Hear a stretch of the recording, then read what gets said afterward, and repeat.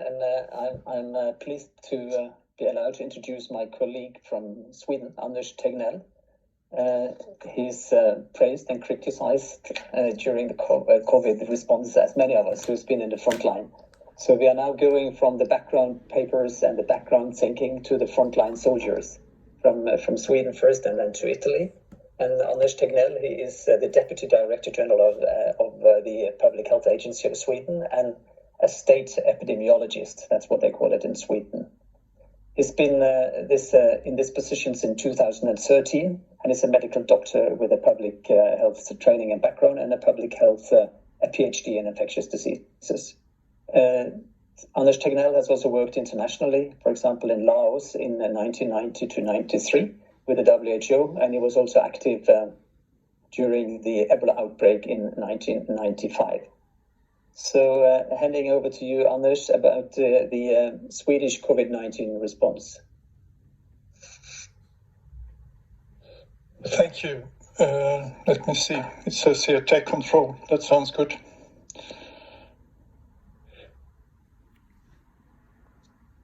I'm going the wrong way.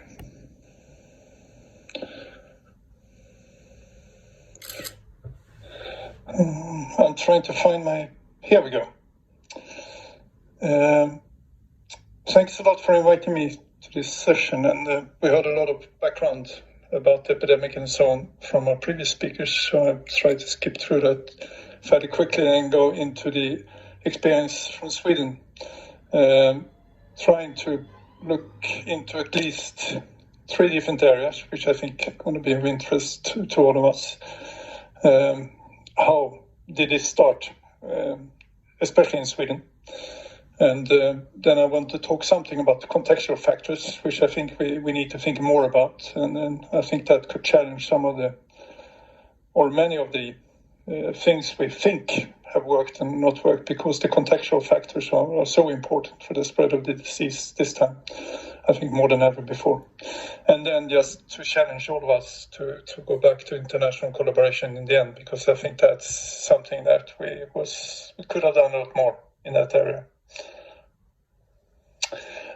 Let me start with maybe not talking about this slide specifically, but say a few words about herd immunity, because that came up at once. At once want to say that no, we are not trying to achieve herd immunity, because that gives the impression that we somehow let the spread of this disease go uncontrolled through the population, and I think that's going to be the winning concept. I think that was very early on already when we saw the pictures from Wuhan, and definitely when we saw the pictures from Italy, that was not a concept that was going to work. And I think we can all agree on that letting this just run through the population is going to cost far too much in many different ways.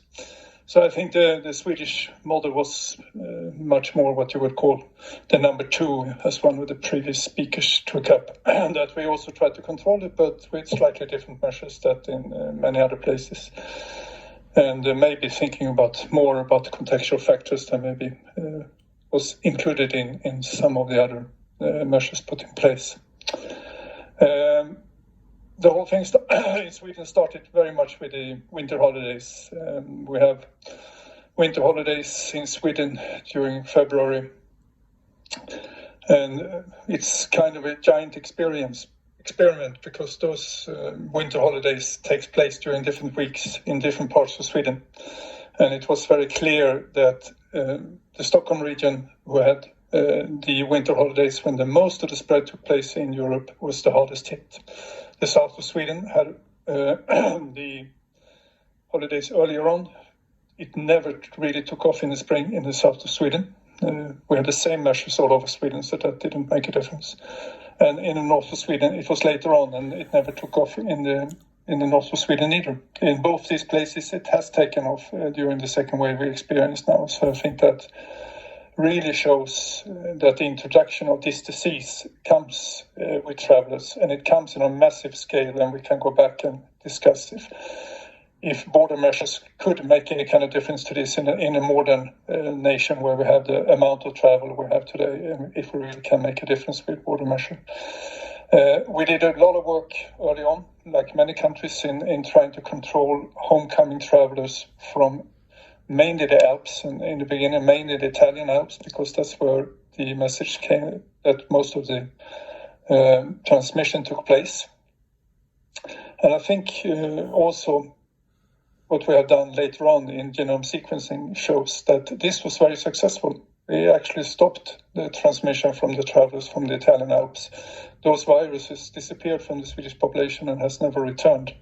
So that worked, but our problem was that this was not the only source during that time. We know that we have viruses that's coming from a lot of other European, North American nations coming in at the same time, and this more or less overwhelmed the Swedish system, especially in the Stockholm region and surrounding regions during early March.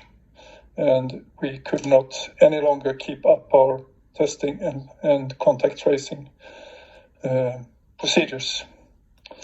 So what happened, as you can see on this graph, we had a quick, not really quick, but rather quick increase. You need to understand that early on, the Swedish testing capacity was very limited. We tested around 20,000 cases a week early on, while we're now up in almost 200,000 cases a week, where we are now. So of course you can't compare the levels of the staples in the beginning and in the end. But you can also see that the increase was rather gradual compared to many other countries. And we do believe that the sort of soft measures we put in place made it possible for us to hold it on a reasonable level, and our healthcare system managed to keep it in place. We always had free beds in our ICUs. There was always at least 20% extra capacity available in any given hospital in Sweden during that time. And I think that was part of the reason we never really need to restore to the harsher measures that was needed in other countries.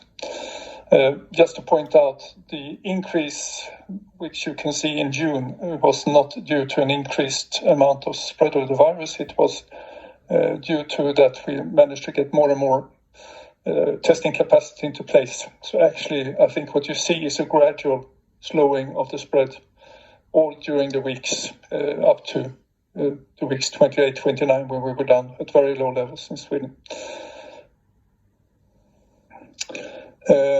ICU cases, which are, I believe, a better indicator to follow the spread of the virus, because this is more stable and does not depend at all as much on how much you test. And here you can probably see the real difference between what happened in spring in Sweden and what is happening now during the last weeks.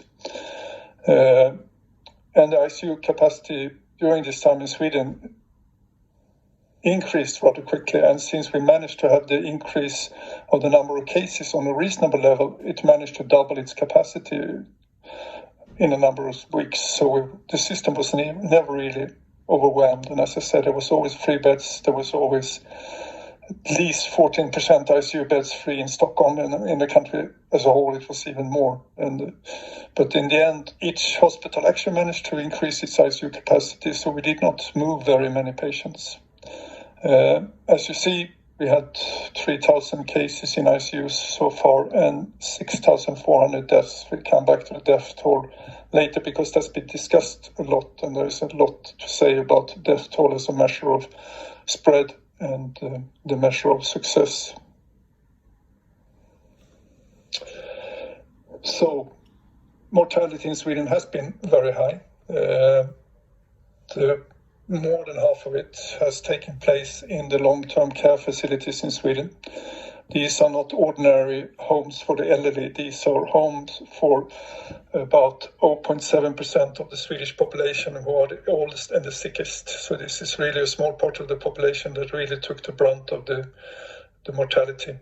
And we can tell from almost any other country, and I'm sure my Italian colleague can say the same thing, when you get cases in these groups, I don't think we'll ever get any kind of healthcare or any kind of treatment that can really help them, because they get sick so quickly, and any kind of treatment you have in place will probably not save them. So this is something I think we all need to do a lot better, is to how we can protect this group of people, both in their homes, but hopefully we'll get a vaccine that can help them, even if that's going to be a tricky one.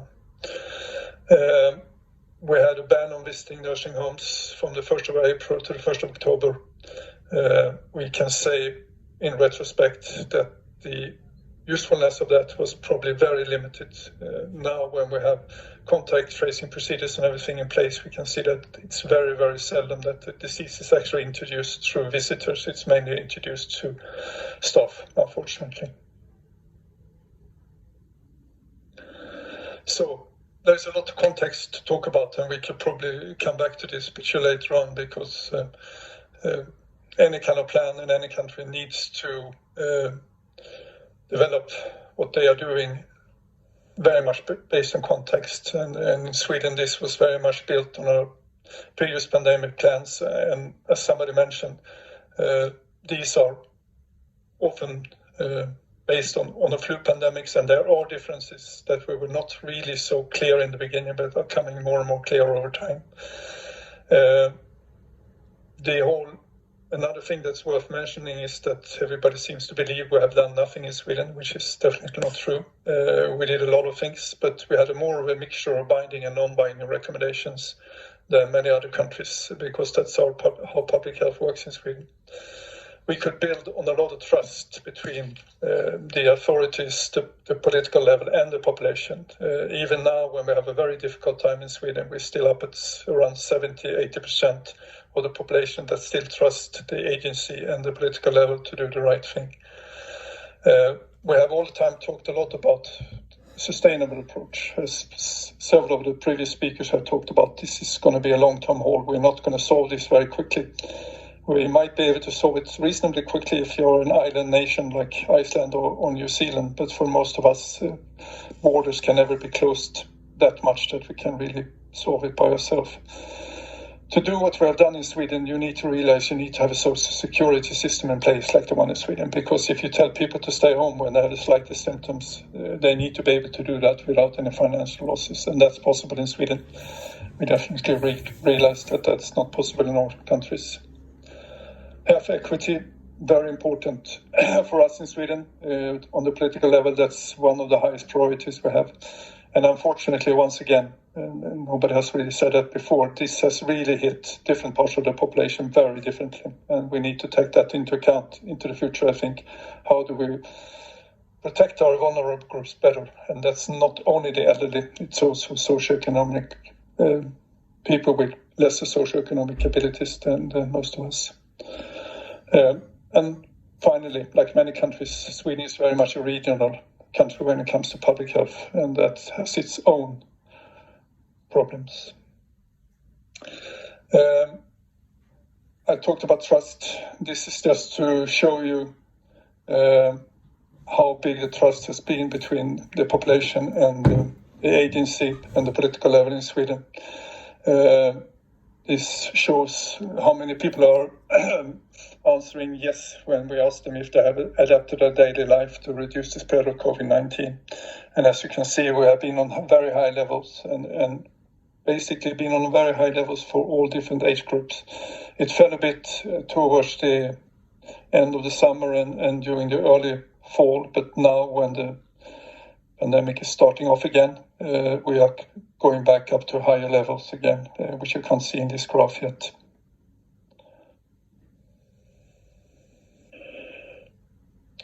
And I think this can be shown by many countries. The enormous effect social distancing, mainly I think, have had on the spread of many diseases. This is just one example on the spread of pertussis in the Swedish population. How many cases we get into our system.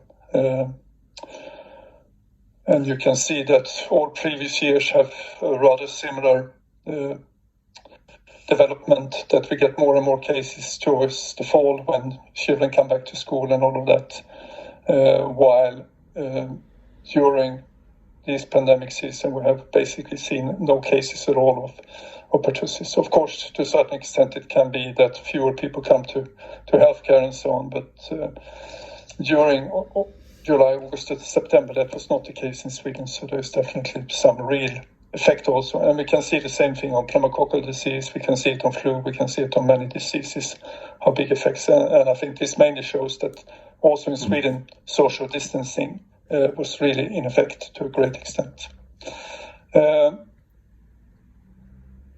we talk a lot about how important it is to take a broad public health view on this pandemic, and I think one of the areas where we took that from the early on was to keep the schools open.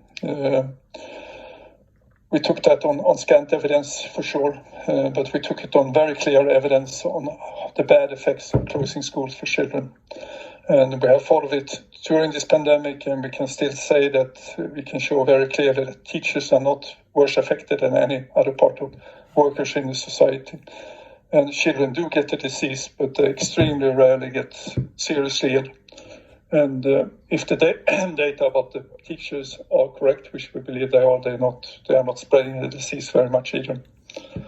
Of course, adaptations had to be taken in the schools to a certain extent. It's not easy to be completely social distance in school, we all know, but some things were done. And on the whole, it still works reasonably well. We have opened up the secondary high schools again, and there we see a fair amount of spread, which shows that there really is a gradient between the very young and a little bit older children that you need to take into account. But on the whole, you can keep schools open. So I'll leave you with these questions, and Thank you very much. That's great. Thank you very much, Anders. Sorry. And you didn't have much time to see them, but there was one question here on the cross-border issue in Europe, and that we can come back to that afterwards in the chat, and also another one on the ways of coordinating actions towards vaccination across Europe. So you can pick up and think of that, and we're also lucky to have some questions that have been posed by the next speaker, Francesco Maraglino. So I'm happy to introduce you. He's the Director of the Unit for Prevention and Communicable Diseases in the Italian Ministry of Health. He's a Senior Medical Executive Officer and a specialist in epidemiology and healthcare statistics. He's also been representing and is representing